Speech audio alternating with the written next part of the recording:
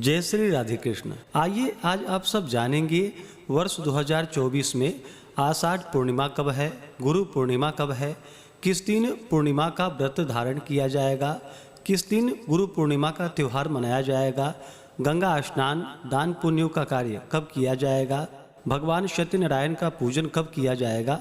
तो आइए जानते हैं इन सबों के बारे में। हिंदू धर्म में आषाढ़ पूर्णिमा का बड़ा ही विशेष महत्व माना गया है। आषाढ़ मास की पूर्णिमा को, जिसे कि गुरु पूर्णिमा और व्यास पूर्णिमा के नाम से जाना जाता है, इस दिन गुरु की पूजा की जाती है। पूरे भारत में यह पर्व बड़ी श्रद्धा के साथ मनाया जाता है।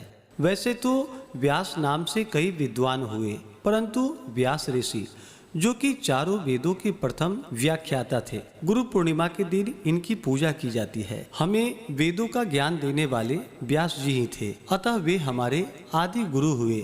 उनकी स्मृति को बनाए रखने के लिए हमें अपने अपने गुरुओं का, व्यास जी का अंश मान करके आषाढ़ पूर्णिमा तिथि के दिन पूजा करनी चाहिए। प्राचीन काल में जब विद्यार्थी गुरु के आश्रम में निःशुल्क शिक्षा ग्रहण करते थे, तो इसी दिन श्रद्धा से प्रेरित होकर के अपने गुरु की पूजा किया करते थे और इन्हें यथाशक्ति दक्षिणा अर्पण करते थे। इस दिन केवल गुरु का ही नहीं, अपितु कुटुंब में अपने से जो भी बड़े हों, अर्थात माता पिता भाई बहन आदि को भी गुरु तुल्य समझना चाहिए। इस दिन प्रातः काल स्नान आदि करके निवृत्त होकर के शुद्ध वस्त्र धारण करके गुरु के पास जाना चाहिए। उन्हें ऊंचे सुसज्जित आसन पर बैठा करके पुष्पमाला पहनानी चाहिए। इसके बाद वस्त्र, फल फूल व माला अर्पण कर तथा धन भेंट करनी चाहिए। इस प्रकार श्रद्धा पूर्वक पूजन करने से गुरु का आशीर्वाद प्राप्त होता है। गुरु के आशीर्वाद से ही विद्यार्थी को विद्या आती है, उसके हृदय का अज्ञानांधकार दूर होता है। गुरु का आशीर्वाद ही प्राणी मात्र के लिए कल्याणकारी है, ज्ञानवर्धक और मंगल करने वाला होता है। संसार की संपूर्ण विद्याएं गुरु की कृपा से ही प्राप्त होती है और गुरु के आशीर्वाद से ही दी हुई विद्या सिद्ध और सफल होती है।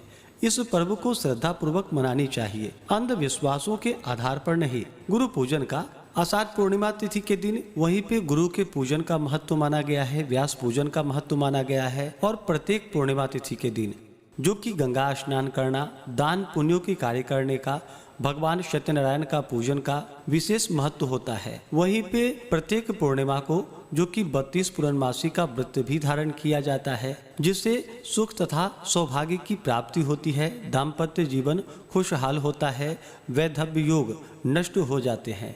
तो आइए अब जानते हैं आषाढ़ पूर्णिमा कब है, किस दिन गुरु पूर्णिमा का त्यौहार मनाया जाएगा, किस दिन गंगा स्नान दान पुण्यों का कार्य किया जाएगा।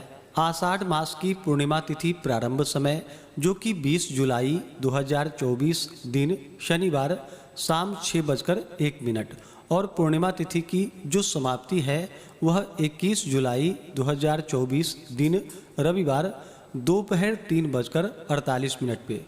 पूर्णिमा का व्रत जो धारण किया जाता है, इस व्रत को चंद्रोदय व्यापनी ली जाती है।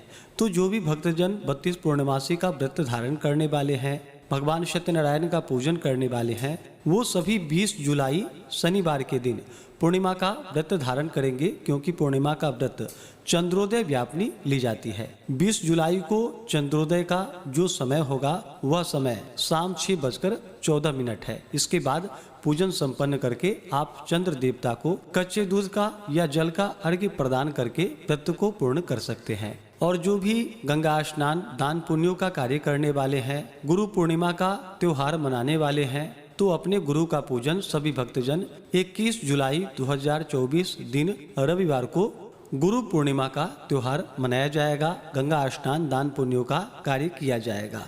20 और 21 जुलाई को ब्रह्म मुहूर्त का जो समय है वह समय सुबह 4:11 से लेकर के सुबह 4:52 तक होगा। इस दौरान गंगा में स्नान करें तो बड़ा ही पुण्यफलदायी होगा। योग जो कि वैधृति योग होगा रात्रि 12:07 तक। उसके बाद विषकुंभ योग नक्षत्र जो कि पूर्वाषाढ़ा नक्षत्र रात्रि 1:49 तक, उसके बाद उत्तराषाढ़ा नक्षत्र। तो जो भी पूर्णिमा का व्रत धारण करने वाले हैं, भगवान सत्यनारायण का पूजन करने वाले हैं, वो सभी भक्तजन 20 जुलाई को करेंगे और गंगा स्नान, दान पुण्यों का कार्य तथा गुरु पूर्णिमा का त्योहार 21 जुलाई को मनाया जाएगा।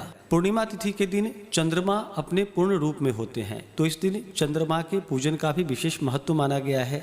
साथ ही पूर्णिमा तिथि के दिन भगवान शिव जी का पूजन करना, भगवान विष्णु, माता लक्ष्मी का पूजन करना, भगवान सत्यनारायण का पूजन करने का महत्व माना गया है। पूर्णिमा तिथि के दिन शाम के समय में मंदिरों में, तीर्थों आदि जगहों पर दीप आदि का दान करना चाहिए, इससे अनंत फलों की प्राप्ति होती है। पूर्णिमा तिथि के दिन चाहिए कि इस दिन सुबह ब्रह्म मुहूर्त में उठ करके नित्य क्रियाओं से निवृत्त होकर के गंगा नदी में स्नान करना चाहिए। जो गंगा नदी में स्नान नहीं कर पाते हैं तो घर के नहाने के पानी में ही थोड़ा सा गंगा जल मिला करके स्नान करना चाहिए। माता गंगा का स्मरण करते हुए स्नान करें। शुद्ध वस्त्र धारण करके भगवान सूर्य देव को अर्घ्य प्रदान करनी चाहिए। भगवान सूर्य देव जो कि आरोग्यता के देव माने जाते हैं, भगवान सूर्य देव को अर्घ्य प्रदान करने से, पूजन करने से व्यक्ति को स्वास्थ्य लाभ की प्राप्ति होती है। तो भगवान सूर्य देव को अर्घ्य प्रदान करें और इस दिन भगवान शिव जी का पूजन करें, भगवान विष्णु का, भगवान सत्यनारायण का पूजन करें,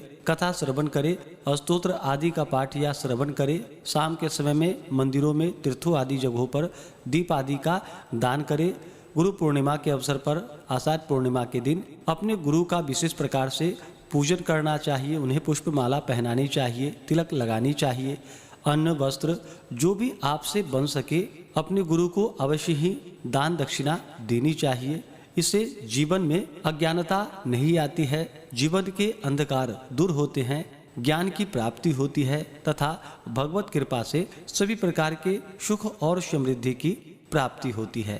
पूर्णिमा तिथि के दिन कुछ बातों का ध्यान भी रखना चाहिए। पूर्णिमा तिथि के दिन चंद्रमा अपने पूर्ण रूप में होते हैं और चंद्रमा मन के कारक माने जाते हैं, तो इस दिन शुद्ध और सात्विकता का पालन करना चाहिए, ब्रह्मचर्य का पालन करना चाहिए। इस दिन तामसिक वस्तुओं का, नशीले पदार्थों का, मांस, मदिरा आदि का सेवन बिल्कुल भी नहीं करनी चाहिए। अपने से बड़ों का सदा ही आदर और सम्मान करना चाहिए। महिलाओं का अपमान बिल्कुल भी नहीं करना चाहिए। जहाँ पर भी महिलाओं का अपमान होता है वहाँ से माता स्त्री लक्ष्मी रुष्ट होकर के चली जाती हैं, तो महिलाओं का बिल्कुल भी अपमान नहीं करना चाहिए। पूर्णिमा तिथि के दिन जहाँ तक हो सके गंगा में स्नान, दान पुण्यों का कार्य अवश्य ही करना चाहिए। गौ, स्वर्ण, भूमि, अन्न, वस्त्र आपसे जो भी बन सके अपने सामर्थ्य के अनुसार दान पुण्यों का कार्य करना चाहिए। इससे अनंत फलों की प्राप्ति होती है। अगर आप सब आगे के श्रावण सोमवार व्रत के बारे में जानना चाहते हो तो उसका भी वीडियो चैनल पे अपलोड है, या वीडियो के एंड स्क्रीन में वीडियो का लिंक दिया गया है, आप उसके माध्यम से जानकारियाँ को प्राप्त कर सकते हैं। तो आशा करता हूँ कि यह जानकारी आपको अच्छा लगा हो। ऐसे ही ज्ञानवर्धक जानकारियाँ प्राप्त करते रहने के लिए, व्रत पूजा के बारे में जानने के लिए, कथा को सुनने के लिए चैनल पे अगर आप पहली बार आए हैं तो चैनल को लाल बटन दबा करके सब्सक्राइब करें, साथ में बेल आइकन घंटी को दबाएं ताकि आने वाली वीडियो का नोटिफिकेशन आपको समय से मिलता है।